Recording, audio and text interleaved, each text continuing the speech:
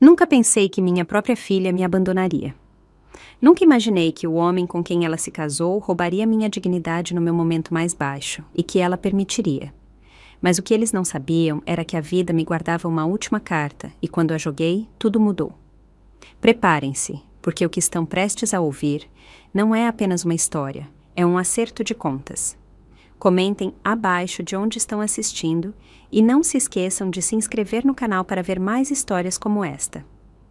Meu nome é Margarida, tenho 58 anos e até pouco tempo acreditava em algo chamado amor incondicional, especialmente quando se tratava de família. Construí minha vida em torno do meu marido e da nossa filha, Amanda. Cada refeição que eu cozinhava, cada férias que eu planejava, cada centavo que eu economizava era para eles. Quando meu marido faleceu de câncer no ano passado, senti como se o chão tivesse sido tirado dos meus pés, mas disse a mim mesma que ainda tinha Amanda, ainda tinha minha filha. Vendi a casa que meu marido e eu construímos do zero no Parque das Acácias, ao norte de Belo Horizonte. Eram muitas lembranças, muitas noites acordando e esperando ouvir a voz dele me chamando da cozinha. Amanda e seu marido, Carlos, me ofereceram um lugar para ficar por um tempo, ou pelo menos Amanda o fez. Carlos mal levantava os olhos do celular quando me mudei. Tentei não causar problemas. Ficava no meu pequeno quarto nos fundos. Cozinhava, limpava, me oferecia para fazer recados. Tentava ser útil, tentava não atrapalhar, mas Carlos tinha um jeito de me fazer sentir indesejada. Sempre havia irritação em seus olhos, como se eu fosse um espinho cravado na pele dele. Começou com pequenas coisas. Ele revirava os olhos quando eu fazia uma pergunta. Mudava o canal da televisão quando eu estava assistindo a um programa. Uma vez, ouvi-o murmurar para si mesmo enquanto passava pelo corredor. Aproveitadora. Tentei me convencer de que tinha ouvido mal, mas no fundo sabia que não era. Amanda não dizia nada. Eu procurava nela apoio, uma palavra, qualquer coisa, mas ela sempre minimizava. Ele está estressado, dizia. O trabalho é duro. Engoli minha vergonha e me calei. É o que as mães fazem, não é? Mas aquela noite eu desabei. Estávamos jantando. Eu tinha feito torta de frango, o prato favorito deles. Amanda estava olhando o celular. Carlos bebia cerveja, como sempre. O silêncio era pesado, então, de repente, Carlos levantou os olhos e disse: "Sabe, talvez seja a hora de parar de fingir que isso é temporário. Não somos uma instituição de caridade." Amanda ficou paralisada. Eu o encarei. "O que você quer dizer?" Ele sorriu. "Quero dizer, quanto tempo isso vai durar? Você não trabalha, não contribui. Temos contas a pagar, não nos inscrevemos para ter bocas para alimentar." Meu fôlego engasgou. O coração batia forte. Virei-me para Amanda, desesperada. Amanda não me olhava nos olhos. "Talvez seja o melhor", ela murmurou. "Se você encontrar algo mais estável. Para o bem de todos." Não gritei, não discuti. Levantei-me, fui para o meu quarto, fiz as malas, 2 malas. Era tudo o que me restava da minha vida. Nem chorei enquanto fazia as malas. As lágrimas vieram mais tarde, quando fiquei em frente ao prédio deles, com o vento gelando através do meu casaco e percebi que não tinha para onde ir. Amanda não me acompanhou até a porta. Carlos nem se deu ao trabalho de fingir. Sentei na calçada por 1 hora. Meu celular tinha descarregado. Meu coração também. Lembro-me de ter pensado: é assim que se sente ao ser apagado. Naquela noite, me hospedei em um motel daqueles em que o papel de parede descasca e a máquina de vendas engole moedas. Fiquei acordada, olhando para o teto, me perguntando como tudo podia ter ficado tão frio, me perguntando o que eu tinha feito para merecer esse abandono. Na manhã seguinte, mandei uma mensagem para Amanda. "Eu entendo. Te amarei para sempre." Não houve resposta. Na semana seguinte, mandei outra, e depois mais uma. Aniversários, pequenas novidades. Silêncio. 3 meses se passaram. Cada dia parecia mais longo que o anterior. Tentei procurar trabalho, qualquer coisa, mas ninguém queria contratar uma viúva enlutada com mais de 50 anos, sem experiência profissional recente. Pensei em limpar casas ou cuidar de crianças, mas meu corpo já não respondia como antes. A solidão era esmagadora e, o que era pior, a vergonha. Eu tinha dado tudo para aquela garota. Como ela podia me virar as costas tão facilmente? Uma noite, revirando uma caixa de velhas lembranças de família, tentando me sentir perto de algo, de qualquer coisa, eu o encontrei. O velho diário da minha mãe.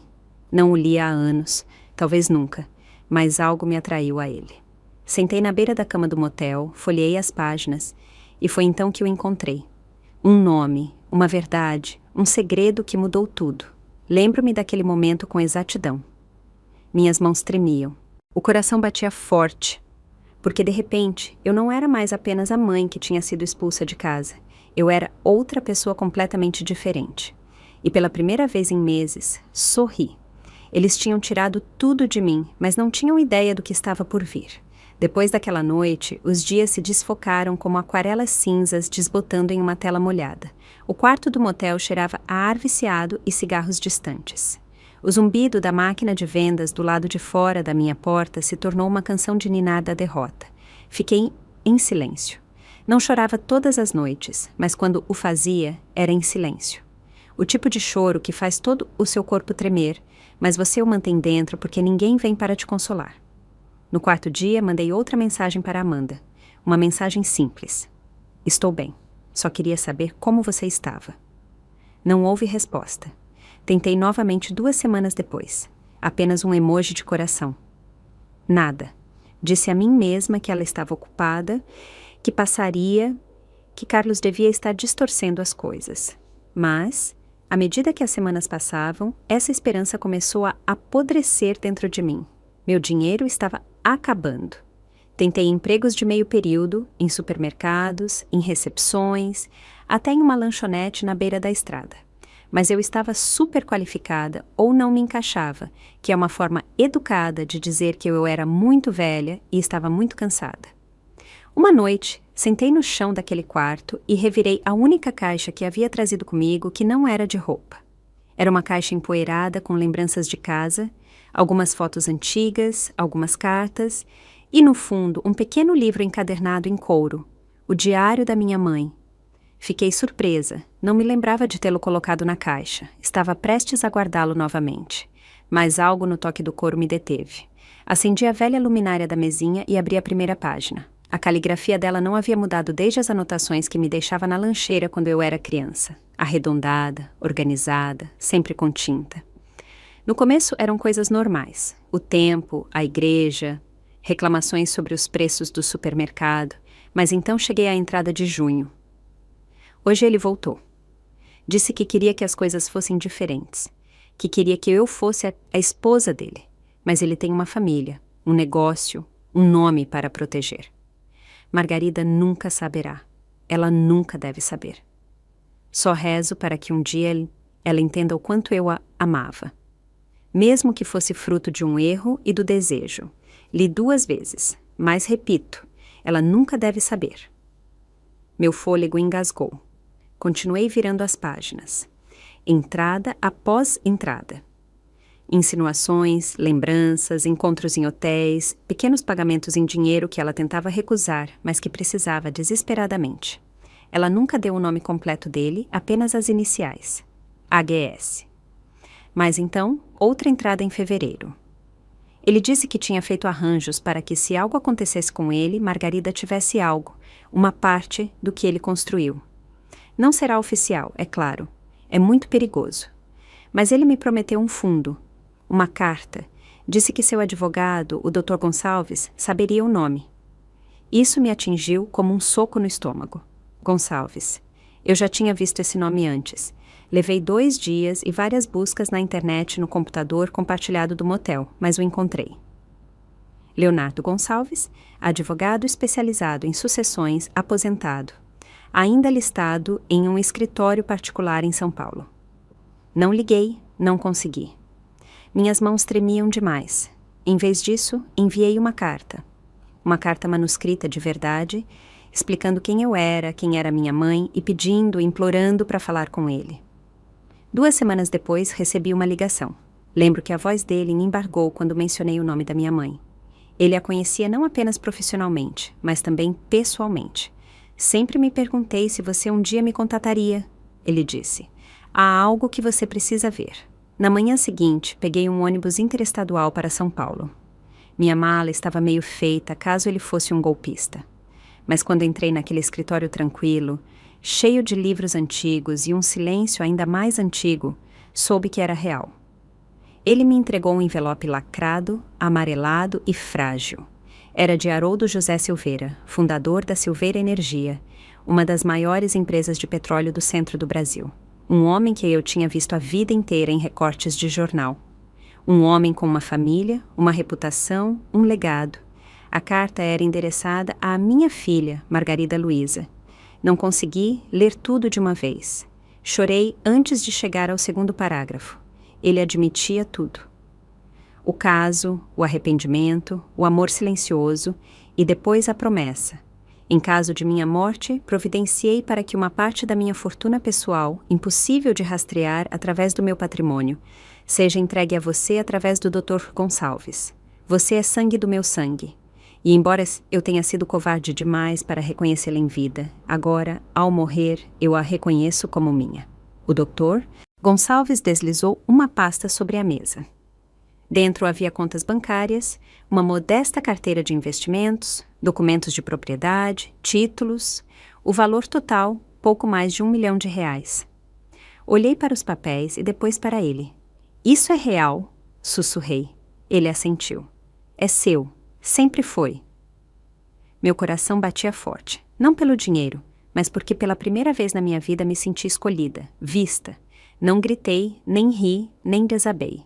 Fiquei ali sentada em silêncio e deixei a verdade me inundar como uma chuva há muito esperada. Naquela noite, no meu quarto de motel, não dormi. Fiquei olhando para o teto, como fazia há meses, mas desta vez com um sorriso no rosto. Eles pensaram que tinham me descartado. Pensaram que eu estava acabada, mas não tinham ideia. Eu não estava quebrada. Eu estava apenas começando. Não voltei para Belo Horizonte imediatamente. Algo em mim havia mudado para sempre. Eu não era mais apenas Margarida, a mãe esquecida. Agora eu era alguém nova, alguém que tinha sido enganada a vida inteira e que finalmente via a verdade. Pela primeira vez em meses, talvez anos, não estava me afogando em vergonha. Eu respirava com clareza. Fiquei em São Paulo por mais alguns dias, passeando pelos bairros, tomando café em silêncio, observando as pessoas viverem suas vidas. Pessoas que não tinham sido rejeitadas como eu, e pela primeira vez eu não as invejava. Eu as estudava. Perguntava-me quem delas carregava sorrisos que mascaravam a dor. Quem tinha sido traído, quem tinha lutado com unhas e dentes para sair da invisibilidade. Leonardo Gonçalves não me deixou apenas um legado, ele me deu tempo. Tempo para processar tudo, tempo para entender o que eu agora tinha em mãos. Não era apenas riqueza, era poder. E eu não tinha ideia do que fazer com ele. Mas a dor tem um jeito de se transformar em combustível quando você foi humilhado o suficiente. Quando voltei para Belo Horizonte, não voltei para um motel. Reservei um aluguel de curta duração no centro, perto da Savassi, limpo, moderno, tranquilo, o tipo de lugar que Amanda e Carlos nunca teriam imaginado que eu pudesse pagar. Comecei a me vestir de forma diferente, mais elegante, mais deliberada, sem chamar a atenção, apenas invisível de uma nova forma. O tipo de invisibilidade que permite que você passe pelas portas. Comecei a assistir a vídeos no YouTube sobre investimentos, imóveis, contratos. Aprendi a linguagem dos negócios. Não porque queria construir um império, mas porque queria me proteger. Nunca mais estaria indefesa. Foi então que o encontrei. O anúncio estava escondido em um site de leilões imobiliários. Um prédio de apartamentos na zona leste de Belo Horizonte, um pouco deteriorado, mas com uma estrutura sólida. A localização, o exato complexo onde Amanda e Carlos moravam. Sentei ali olhando para a tela com o coração batendo forte. Estava listado como em dificuldades, com o proprietário atrasado no pagamento dos impostos sobre a propriedade. O leilão estava agendado para dali a 2 semanas. Não hesitei. Com a ajuda do Dr. Gonçalves, criei uma sociedade de responsabilidade limitada, uma empresa fictícia anônima. Preenchi a documentação, transferi os fundos e fiz a oferta. Não planejava vingança, não exatamente, mas queria assumir o controle do único lugar que eles pensavam que dominavam. O dia do leilão chegou e passou. Venci em silêncio, legalmente, sem chamar a atenção. E assim, sem mais nem menos, eu era a proprietária do prédio onde eles moravam, onde fui expulsa com 2 malas e uma desculpa esfarrapada, onde fui humilhada no meu momento mais baixo. Lembro-me de estar sentada na minha mesa, olhando para a paleescritura e sussurrando em voz alta. Vamos ver como Carlos gosta de pagar o aluguel de uma boca que ele não pode alimentar. 1 mês depois, avisos foram enviados a todos os inquilinos. Os aluguéis seriam reavaliados e os termos do contrato revisados. E para Carlos e Amanda, o novo valor não era o dobro, mas o triplo. O valor de mercado mais os encargos por atraso. Ele deve ter explodido. Não precisei ver para saber. Eu podia sentir a raiva dele a quilômetros de distância. Mas não se tratava de dinheiro. Tratava-se de orgulho. Carlos era um homem que precisava sentir que tinha o controle. E eu, em silêncio, tinha puxado o tapete de debaixo dos pés dele. Amanda tentou me ligar 2 dias depois que o aviso chegou.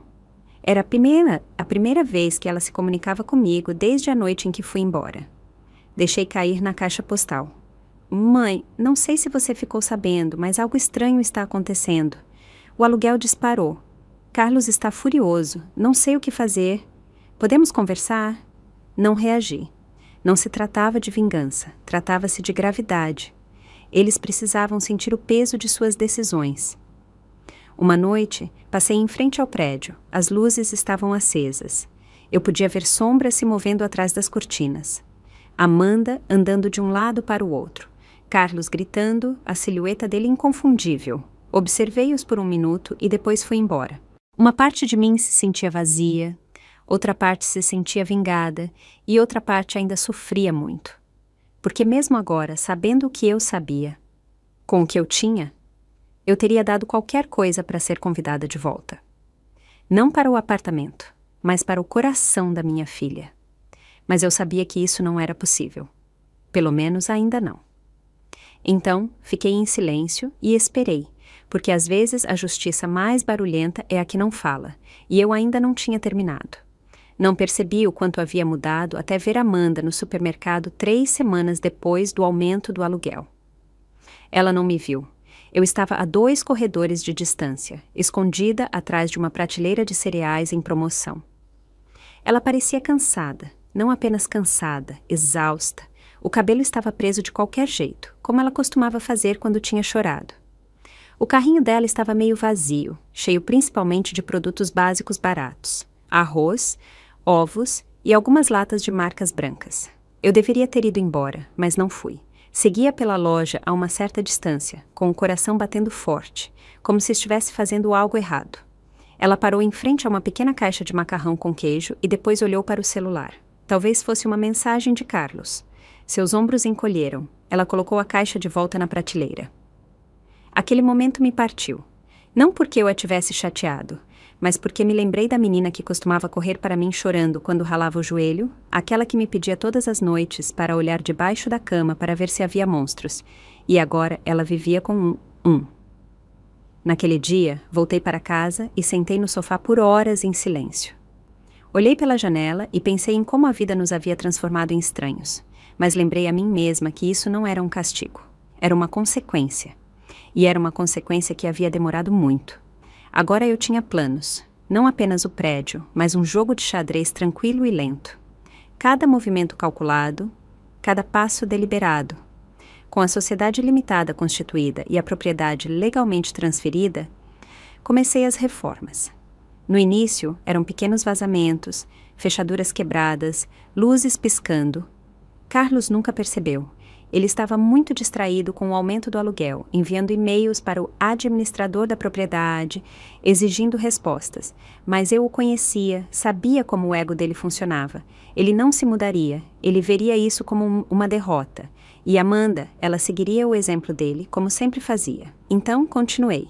Mudei as placas da propriedade, instalei uma câmera de segurança perto do saguão, atualizei as caixas de correio dos inquilinos, tudo em nome da minha empresa. MS Participações, abreviação de Margarida Silveira. Ninguém sabia quem estava por trás. Então veio o aviso, as inspeções anuais obrigatórias. Carlos enviou uma resposta furiosa através do portal do inquilino, cheia de ameaças vazias e indignação moralista. Sorri ao ler. Ele estava desmoronando e eu não precisei mover um dedo. Enquanto isso, eu estava me tornando alguém que mal reconhecia. Mudei meu cabelo. Vestia roupas mais elegantes, caminhava com determinação. Comecei a frequentar reuniões de pequenas empresas sob um pseudônimo. Aprendi os meandros do setor imobiliário e fiz contatos. Ninguém me perguntava sobre o meu passado. Eles só viam uma mulher calma e serena, com um olhar penetrante e dinheiro em espécie. O melhor disfarce é a verdade não contada. Uma manhã, cruzei com Amanda e Carlos no estacionamento ao sair de uma reunião com um inquilino. Eu usava óculos de sol, o cabelo preso em um coque elegante e documentos na mão. Amanda mal me olhou. Carlos não me reconheceu de forma alguma. Mais tarde, naquela noite, sentei na minha sala tomando chá e pensando em como era estranho passar pelo seu próprio filho e ser invisível. Não porque você é fraco, mas porque você é mais forte do que eles se lembram.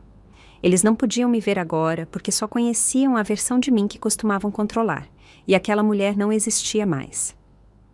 As ligações de Amanda continuaram. Mensagens de voz suaves e hesitantes. Oi, mãe, só queria saber se você tinha tempo para conversar. Eu sei que as coisas têm sido complicadas. Eu não liguei de volta, não por crueldade, mas porque precisava que ela sentisse o vazio que havia criado.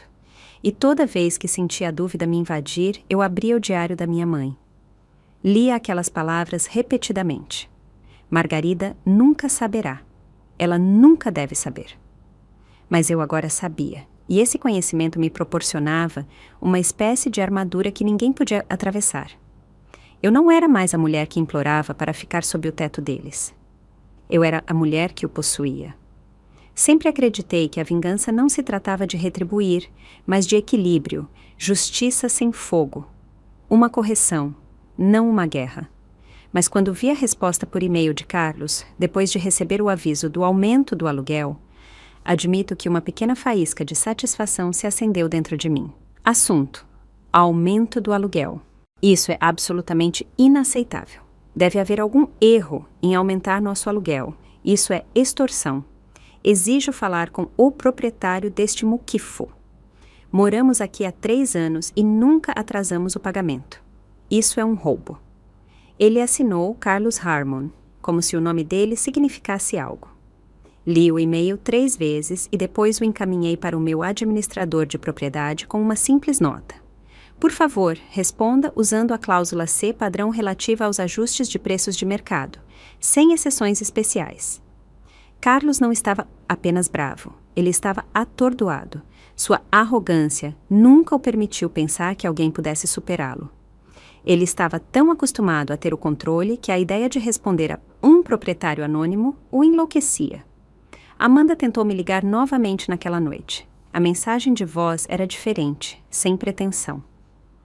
Mãe, eu sei que você não está atendendo, mas eu preciso falar com você. As coisas estão difíceis agora. Carlos está bravo. Ele está descontando em tudo. Estamos tentando resolver as coisas. Eu sinto sua falta, de verdade. A voz dela embargou no final. Por um momento, meus dedos pairaram sobre a tela. Eu podia ligar para ela, dizer que estava tudo bem, que eu consertaria tudo, mas não o fiz, porque algo não estava bem, e eu não podia continuar consertando as bagunças que ela havia ajudado a criar. Amanda tinha deixado ele me expulsar, como se eu não fosse mais do que uma conta que eles não podiam pagar. E agora que a pressão havia se acumulado, ela se lembrou de discar meu número. Não, deixe que o silêncio permaneça um pouco mais. Na semana seguinte, autorizei melhorias adicionais na propriedade. Pintura externa nova, iluminação do corredor, melhorias no paisagismo. O aluguel de Carlos não era apenas um castigo. Era para financiar melhorias para os outros inquilinos. Essa era a ironia. Todos os outros se beneficiavam. Ele simplesmente não conseguia ver. Ele começou a deixar bilhetes furiosos debaixo da porta do escritório. A pressão da água é péssima. O lixo está acumulando. Se é isso que estamos pagando, é uma piada. Nenhum bilhete obteve resposta. Amanda parou de deixar mensagens. Ela começou a enviar mensagens de texto curtas. Oi, podemos conversar? Eu realmente preciso de você. Então, silêncio novamente. Enquanto isso, eu via os extratos bancários chegarem. MS Participações estava estável, até lucrativa. Os outros inquilinos eram tranquilos, respeitosos e pagavam em dia. Apenas Carlos estava causando problemas e Amanda estava presa em uma tempestade. Mas as coisas mudaram quando recebi o relatório trimestral do administrador do prédio. Incluía fotos do apartamento de Carlos e Amanda. O banheiro tinha mofo, os azulejos da cozinha estavam quebrados e a correspondência se acumulava no chão. Eles estavam cortando gastos, vivendo com o mínimo. Eu deveria ter sentido compaixão. Em vez disso, senti clareza. Não se tratava apenas do aluguel. Tratava-se de poder. E Carlos estava perdendo-o rapidamente. Correu a notícia no prédio de que ele havia começado a trabalhar até tarde. Outra inquilina viu Amanda chorando na escada dos fundos uma tarde. Eles estavam se desintegrando por dentro, e eu não precisava dizer nada. Essa era a parte que eu continuava me lembrando. Por tanto tempo, fui eu quem implorava para ser ouvida. Implorava a Amanda para ver como Carlos era, para ver no que ela estava se tornando ao lado dele. Agora eles estavam se sufocando em seu próprio silêncio, e eu os observava de cima, literalmente. Meu novo apartamento dava para o pátio deles. Um prédio diferente, um andar mais alto, um bairro mais seguro, uma vista que eles nunca poderiam pagar. Eu não os observava o tempo todo, apenas o suficiente para me lembrar de que não estava louca, que não havia imaginado a traição, que o que eles tinham feito merecia consequências. E, no entanto, algumas noites eu ainda me via sentada perto da janela com o telefone na mão, olhando a última mensagem de Amanda. Eu realmente preciso de você. A mulher em mim, a mãe, sofria, mas a mulher em que eu havia me tornado sabia que isso era apenas o começo. Eu costumava pensar que o coração partido vinha em momentos barulhentos, birras, gritos e cenas públicas. Mas o verdadeiro coração partido é silencioso. Ele vem na forma de uma mensagem de voz que você não responde. Uma mensagem não lida. O silêncio entre você e alguém que um dia te chamou de mãe. As ligações de Amanda cessaram. As mensagens ficaram mais espaçadas, mas o dano do lado dele só parecia aumentar. Pelo que pude apurar com a equipe do prédio, a tensão no apartamento deles havia se transformado em hostilidade aberta. Carlos estava atacando a todos, recusando solicitações de manutenção e exigindo inspeções desnecessárias, procurando alguém para culpar. Amanda, segundo me disseram, parecia não ter dormido há dias. Eu não me alegrei, não comemorei. Não se tratava de vê-la sofrer. Tratava-se de algo muito mais doloroso. Ver a filha que eu criei voluntariamente permanecer em uma jaula e chamar isso de amor. Uma tarde, o administrador do meu prédio me enviou um relatório após uma reclamação de barulho. O vizinho de baixo tinha ouvido uma discussão acalorada, gritos sobre perder o controle e que tudo era culpa minha. Carlos havia saído furioso e não voltou até a manhã seguinte. Amanda ficou trancada no apartamento a noite toda. As luzes apagadas, as cortinas fechadas. Esperei, não por Carlos, por ela, mas 2 dias se passaram, 2 dias longos e dolorosos. Então, uma tarde, justo quando o sol se punha atrás das árvores, o interfone do meu prédio tocou. Olá, sou Amanda Harmon. Eu me perguntava se Margarida, quero dizer minha mãe, mora aqui. Meu coração parou. Não respondi imediatamente. Fiquei olhando para a tela, paralisada. Então, lentamente, apertei o botão para abrir a porta. 10 minutos depois, uma batida suave ressoou na porta do meu apartamento. Quando a abri, lá estava ela, uma sombra da garota que eu havia criado, pálida, com a maquiagem borrada e a camisa amassada. Ela parecia 20 anos mais velha. Nós nos encaramos por um longo tempo. Nenhuma de nós disse nada. Finalmente, ela exalou. Oi, mãe. Eu me afastei. Ela entrou lentamente, como se não tivesse certeza se podia. O quarto estava em silêncio, exceto pelo tilintar das xícaras de chá, enquanto eu preparava 2. Não perguntei por que ela estava ali. Não perguntei como ela se sentia, apenas lhe dei o chá. Sentei-me em frente a ela e esperei. Não sei por onde começar, ela disse com um fio de voz. Não disse nada. Ela abaixou o olhar. Carlos, ele não é... não é fácil, ele está bravo o tempo todo. Culpa o aluguel, me culpa o cachorro do vizinho, pelo amor de Deus. Ainda assim, eu permaneci em silêncio.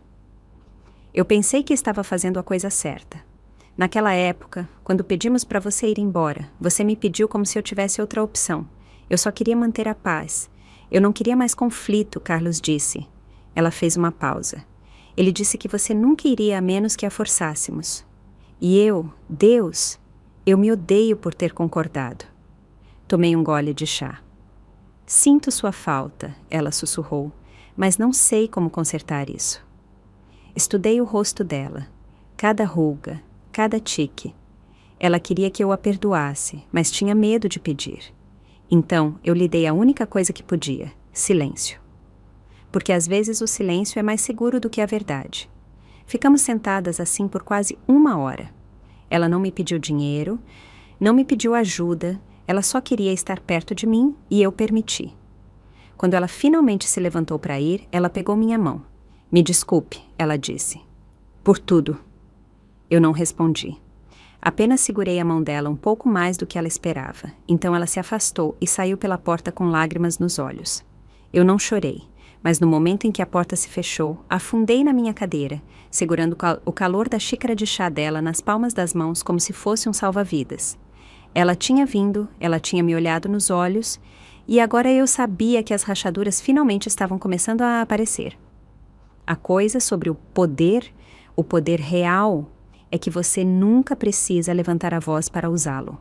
Você não bate portas ou grita ameaças, você apenas puxa um fio aqui, fecha uma porta ali e observa aqueles que o subestimaram começarem a se contorcer.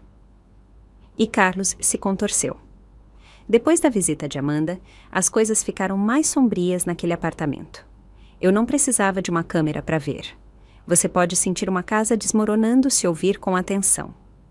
A equipe de manutenção me disse que Carlos tinha enlouquecido, invadindo o escritório da administração 2 vezes por semana, exigindo saber quem era o dono do prédio.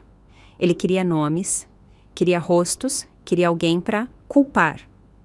O fato de não ter isso o levou a uma espiral descendente.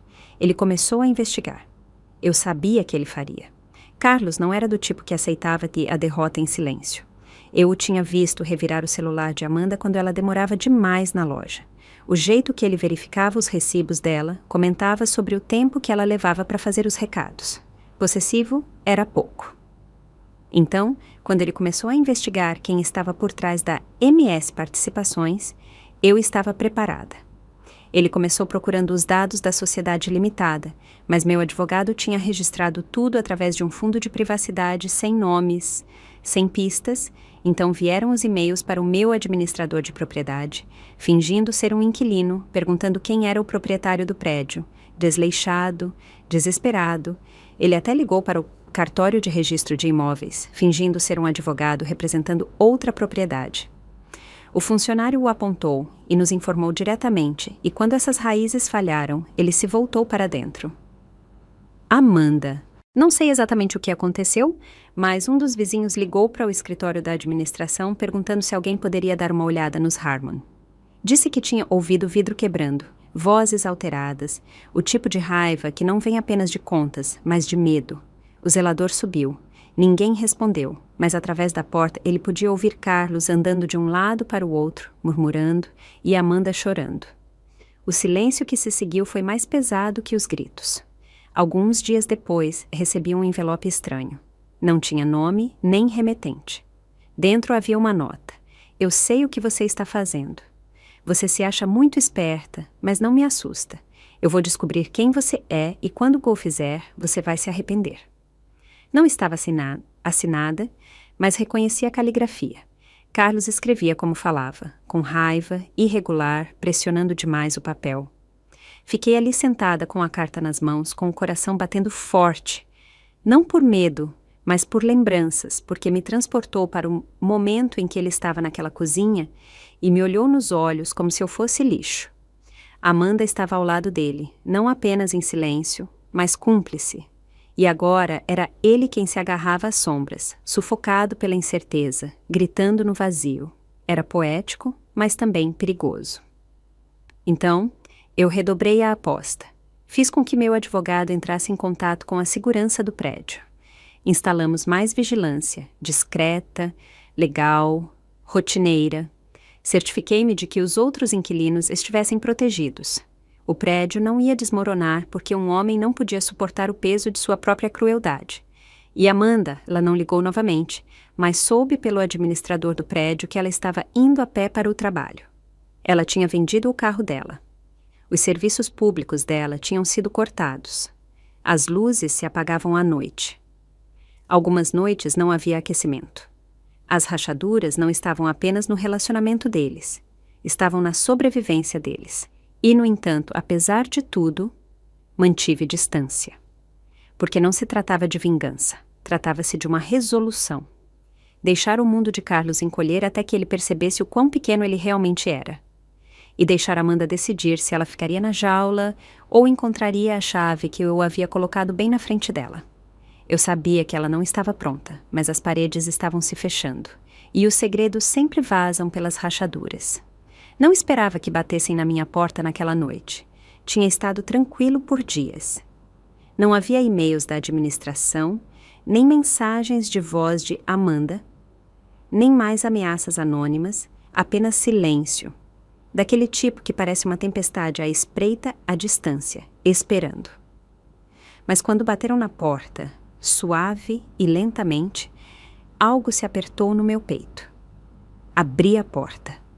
Amanda estava ali, encharcada pela chuva. Ela apertava uma sacola de compras contra o peito como se fosse a única coisa que a mantinha de pé. Os olhos dela estavam vermelhos e a boca aberta, mas nenhum som saía. Parecia que ela tinha ficado sem palavras há dias. Eu me afastei. Ela entrou lentamente, deixando gotas de água no chão de madeira. Eu lhe dei uma toalha e ficamos em silêncio. Coloquei a água para aquecer e servi 2 xícaras de camomila. Ela sentou na beira do sofá como se não quisesse ficar muito tempo, como se não merecesse, e talvez não merecesse. Ela olhou fixamente para a xícara com os olhos vazios. Ele não é quem eu pensava, ela finalmente disse. Eu permaneci em silêncio. Em parte, eu sempre soubera, mas dizia a mim mesma que era estresse, que ele só precisava de apoio, que se eu fosse paciente passaria. Ainda assim, não disse nada. Ela levantou os olhos, a voz trêmula. Você acha que alguém está atrás de nós? Ele está obcecado. Ele revirou meu telefone, meus e-mails. Na semana passada, ele me seguiu até o trabalho. Disse que queria ter certeza de que você não estava envolvida. Um arrepio a percorreu, e não era por causa do frio. Ele me perguntou se eu estava escondendo algo de você, se você estava escondendo algo dele. Isso me deixou sem fôlego. Ela não esperou por uma resposta. Eu disse a ele que não tinha falado com você há semanas, que nem sabia onde você estava. Ela fez uma pausa. Mas isso era mentira. Encontrei seu prédio em um relatório de segurança. A mesma empresa de gestão. Eu descobri, não foi difícil. Claro que não. Amanda era inteligente. Sempre fora, mas ser inteligente nem sempre significava ser corajosa. E agora ela parecia alguém que finalmente havia aberto os olhos e odiava o que via. Eu ainda não falei. Eu não senti sua falta. Ela sussurrou. Mas não sei mais como estar com você. Apertei a xícara com força. Você foi embora, eu disse com a voz embargada. E eu te deixei. Deixei que ele te expulsasse. Finalmente falei. Não, Amanda, você não o deixou. Você o apoiou. Isso a congelou. Ela piscou. Os lábios dela se entreabriram como para negar, para se defender, mas não havia mais nada para defender. Levantei-me, fui até a janela e olhei para a noite. Eu te implorei para dizer algo naquela noite. Eu disse. Apenas uma palavra, apenas uma. E você permaneceu em silêncio. Atrás de mim, ouvia respirar, um som suave e entrecortado. Eu não pensei que seria tão ruim, ela disse. Eu pensei que poderia lidar com isso. Você não pode lidar com um homem assim, eu disse baixinho. Ou você sobrevive a ele, ou você o deixa. Ela não respondeu. Não precisava. Ficamos sentadas em silêncio por muito tempo. 2 mulheres que compartilhavam sangue, mas não confiança. Ainda não. Talvez nunca. Quando ela finalmente se levantou para ir, ela colocou a xícara com cuidado. Os olhos cheios de lágrimas contidas. Eu não espero que você me perdoe, ela disse. Eu só precisava lembrar como era se sentir segura. Eu a acompanhei até a porta. Ela parou. Então, de repente, se virou e me abraçou. No início, eu não retribuí o abraço. Então o fiz, mas suavemente, com cuidado, como alguém que tenta se agarrar a uma lembrança sem deixá-la escapar pelos dedos. Quando ela se afastou, não disse adeus. Apenas me olhou uma última vez e foi embora. E quando a porta se fechou atrás dela, senti algo mudar no fundo do meu peito. Não era perdão, ainda não, mas sim o mais leve vislumbre de algo que poderia se tornar perdão um dia, se ela permitisse. O convite foi enviado em uma terça-feira de manhã, discretamente, profissionalmente, sem alarde, uma reunião para discutir as próximas reformas do prédio, agendada para a semana seguinte na sala comum. Presença obrigatória, perguntas bem-vindas. Eu sabia que Carlos estaria lá. Eu sabia que ele não conseguiria resistir. Ele queria um nome, um rosto, alguém para culpar. Mal sabia ele que estaria caindo diretamente nas mãos da mulher que ele havia descartado como se fosse um eletrodoméstico quebrado. No dia da reunião, cheguei cedo. Eu usava um blazer cinza escuro e jeans escuros, simples, elegante e irreconhecível. Meu cabelo, agora com ondas suaves, caía sobre meus ombros. Eu não parecia em nada com a mulher que uma vez implorou por um pouco de dignidade na mesa da cozinha de Amanda. A sala comum foi se enchendo aos poucos. Os inquilinos foram chegando, alguns curiosos, outros irritados, a maioria indiferente. E então Carlos chegou. Ele irrompeu com a arrogância de um homem que espera um confronto. Amanda o seguia como com uma sombra. Ele não olhou ao redor, não me notou, apenas viu o zelador na entrada e foi direto para ele. Onde ela está? Ele exigiu. Quero falar com a pessoa responsável hoje. O gerente manteve a calma. Todas as perguntas serão respondidas durante a apresentação. Carlos zombou. Amanda olhou para os sapatos. Sentei-me nos fundos em silêncio. A apresentação começou. Anúncios de rotina, melhorias, prazos, o novo sistema de segurança, o paisagismo renovado, o isolamento aprimorado, mudanças práticas, decisões inteligentes, tudo pago em parte pelo aluguel que Carlos havia protestado tão amargamente. Então, o gerente fez uma pausa. Gostaríamos de agradecer à MS Participações pelo seu compromisso com a revitalização da propriedade e por priorizar o conforto dos inquilinos. A proprietária está aqui hoje. Alguma pergunta? Levantei-me. A sala se virou para mim.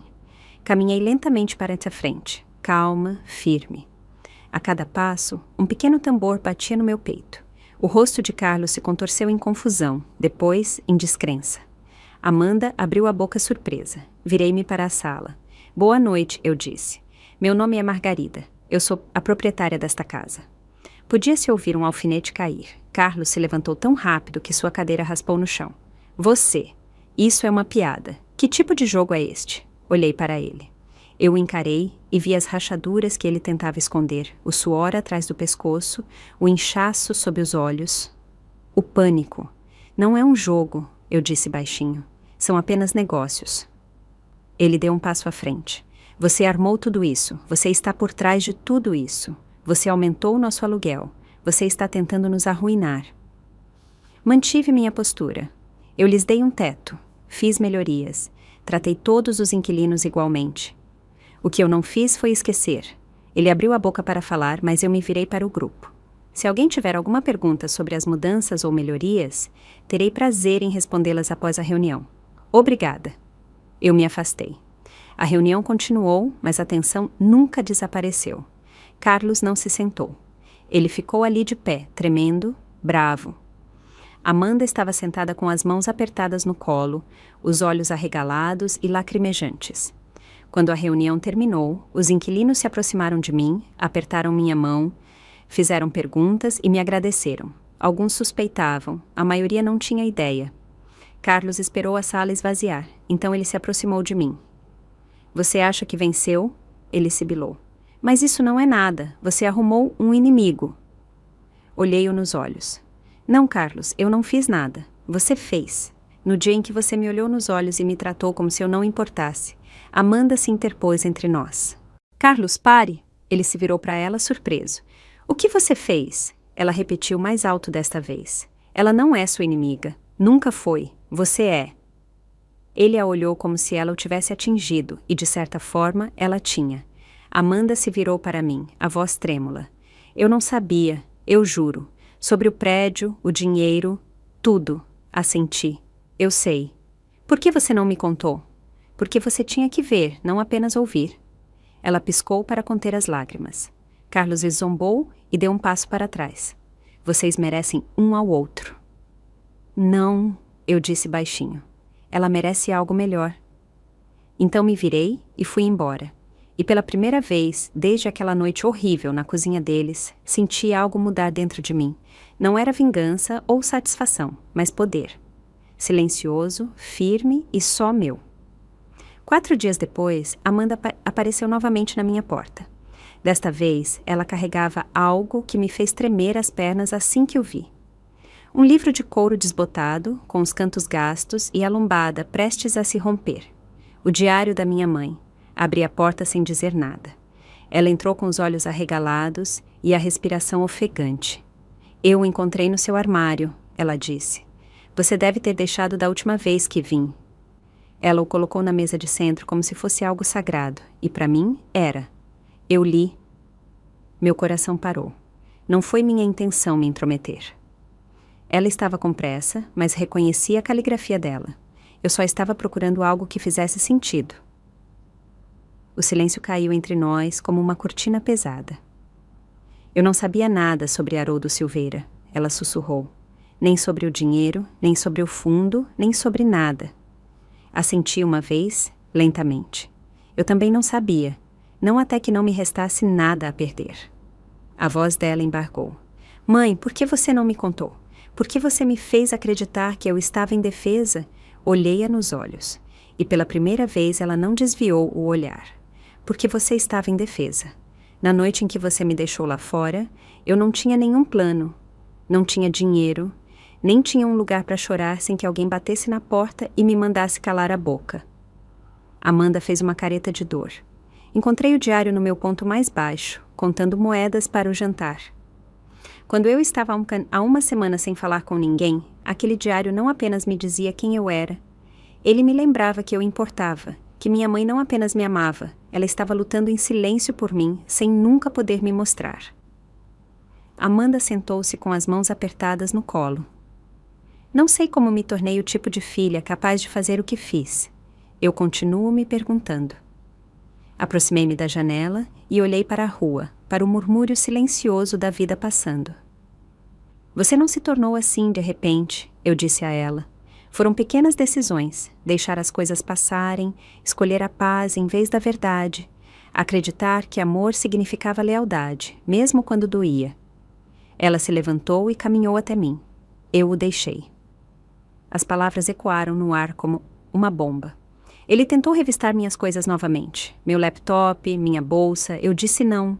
Foi isso. Ele gritou, pegou uma mala e foi embora. Disse que voltaria. No dia seguinte, troquei as fechaduras. Virei-me para ela, atônita. Eu não sei quem eu sou sem ele, ela admitiu com a voz trêmula, mas prefiro descobrir isso a continuar desaparecendo. Um silêncio pairou entre nós, carregado com tudo o que não havíamos dito. Então ela olhou para o diário. Você não merece o que eu fiz, o que nós fizemos. Não posso consertar, mas quero tentar. Lentamente, voltei para ela e me sentei ao lado dela. Eu costumava sonhar em ouvir essas palavras, eu disse. Mas quando você as diz agora, elas não consertam o passado. Elas o reescrevem. Ela me olhou confusa. Peguei a mão dela delicadamente. Agora você me vê. Isso muda tudo. Ficamos ali sentadas por muito tempo. O tipo de silêncio que não dói, mas cura, aquele que vem depois que a verdade finalmente foi dita. Antes de ir embora naquela noite, Amanda parou na porta. Você não me criou para ser fraca, ela disse. Eu só tinha se esquecido o quão forte você era. Sorri gentilmente. Eu não respondi. Você não tinha esquecido? Você só tinha parado de ver e agora ela via tudo. Não apenas em quem eu havia me tornado, mas em quem eu sempre fui.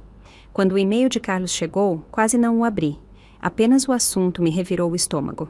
Precisamos conversar agora. Li devagar, com atenção. As palavras dele eram duras, desesperadas, transbordando desespero. Eu sei tudo sobre o prédio, sobre a herança, sobre seu pequeno segredo com Silveira. Você se acha muito esperta? Você acha que pode arruinar minha vida e sair impune?